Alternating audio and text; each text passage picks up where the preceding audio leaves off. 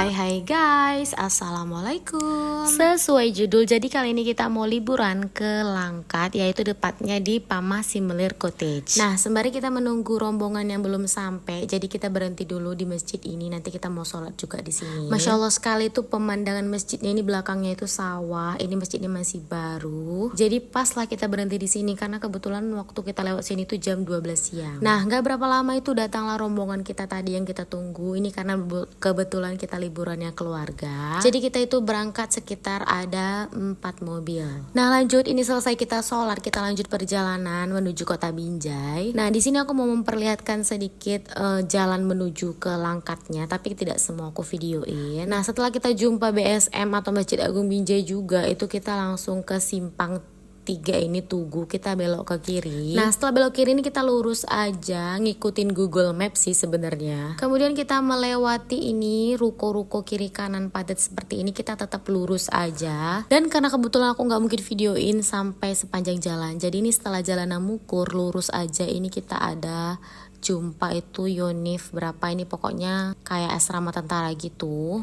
Jadi kalian tinggal lurus aja ikutin Google Maps. Nah nanti kita akan melewati jembatan ini. Ini jembatannya di bawahnya sungainya juga nggak kalah cantik. Kalian lihat aja tuh airnya bersih. Nah sekedar informasi aja, jalan menuju ke Langkat itu tidak selamanya mulus ya. Jadi ada jalan jelek seperti ini juga. Nah tapi nggak banyak juga itu jalannya mulus seperti di video ini.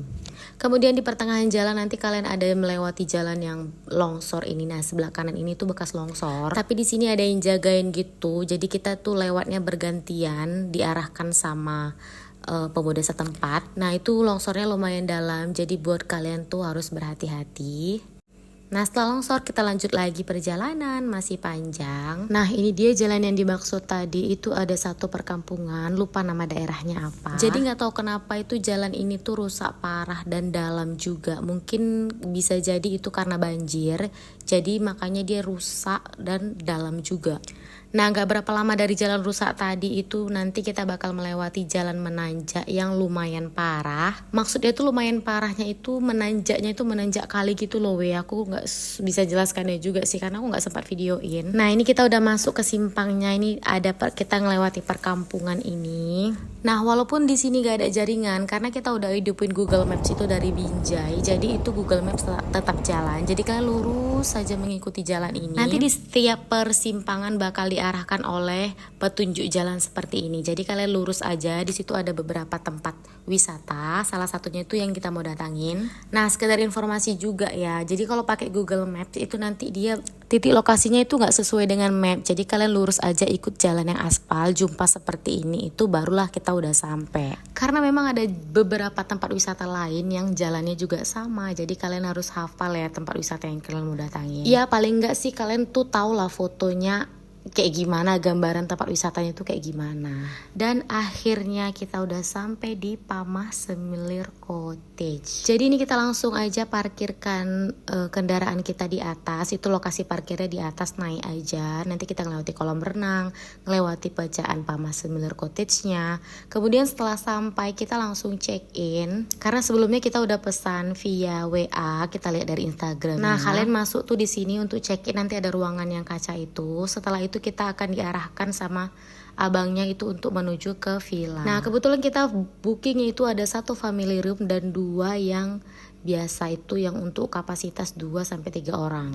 Nah yang ini aku bakal review yang untuk family room, ini namanya kalau nggak salah Lily Room. Nah Lily Room ini untuk kapasitas 10 orang dewasa. Nah kalian boleh isi lebih sih, tapi ya sewajarnya aja ya. Untuk kamar mandinya itu ada 2, yang satu itu WC-nya duduk, yang satu lagi WC jongkok. Menurutku ya itu kamar mandinya bersih, terus rapi, wangi juga. Ini ada 2 itu rekomendasi. Kita tuh dapat handuk 4, kemudian nanti dapat sarapannya juga 4 orang.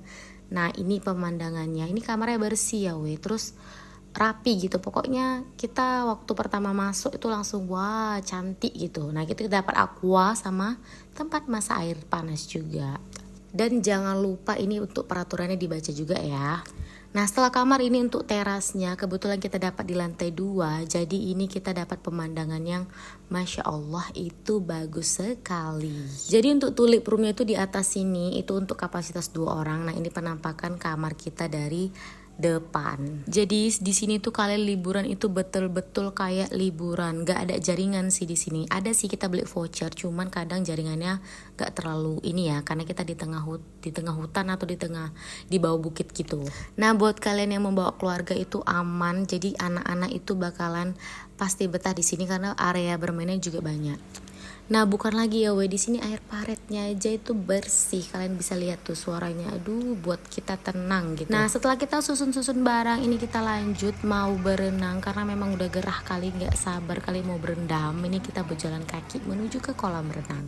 Untuk kolam renangnya nggak gitu luas ya jadi dia kecil buletan gitu doang. Cuman ini airnya dingin kali kayak es.